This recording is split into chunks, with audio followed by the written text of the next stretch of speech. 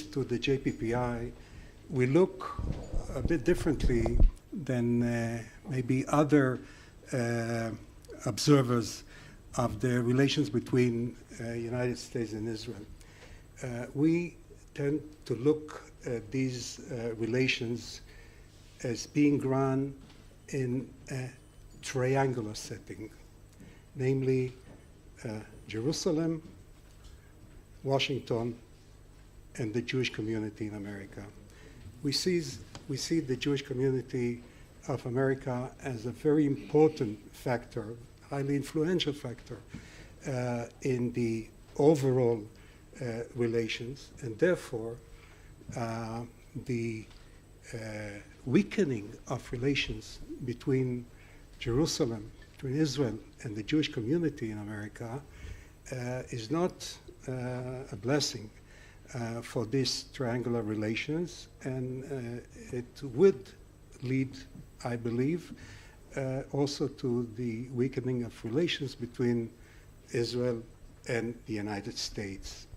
And therefore, the shared relations, the shared values, which were mentioned many times in this discussion, are not only being seen by the Americans, they are also very important to the Jewish community in America. And if the Jewish community sees that there is no, or there is a very serious diminishing in the shared values, also their linkage and affinity with Israel will deteriorate over time. We see it, especially in the situation with the young Jewish generation. So the shared values, in my perspective, very important factor, and I think that this is the most important difference between the relations of America and other nations. If you look at the piece that Stephen Walt, you know, the one who wrote against the Jewish lobby in 2007, he wrote a year and a half ago, so in Foreign Affairs, in Foreign Policy, he wrote an article, "It's time to end the spatial relationship with Israel.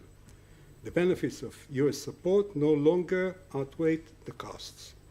Now, what he proposes is, in a way, some type of Shmuel Rosner's vision. Instead, I'm quoting now Walt, not Rosner, instead of a special relationship, the United States and Israel need normal one.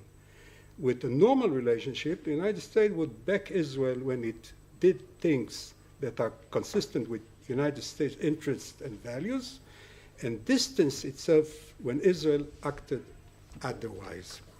Now, when Stephen Walt wants to justify his argument, he is attacking the so-called shared values. He is trying to convince his readers that Israel has different values than America. He's saying Israel may have been the only democracy in the Middle East, but it was not a liberal democracy like the United States, where all religions and races are supposed to have equal rights, consistent with Zionism core objective. Israel privileged Jews over others by conscious design. Now, if you look the way our side is defending itself, a very vivid expression is in the web page, the home page of AIPAC. They are saying, Israel embodying our values of democracy, pluralism, and the rule of law. Israel is a reliable American ally, sustained by robust judicial system, free and fair elections, and full voting rights for all its citizens. Now, it's my view, not the JPPI's view.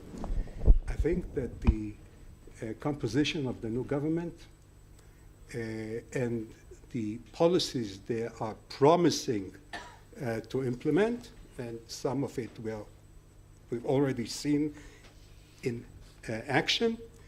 I think that it would make our side, the side which want to defend the special relationship, will make the job of our side much more complex, much more difficult, and we have to focus very much our work, especially in this institute, how to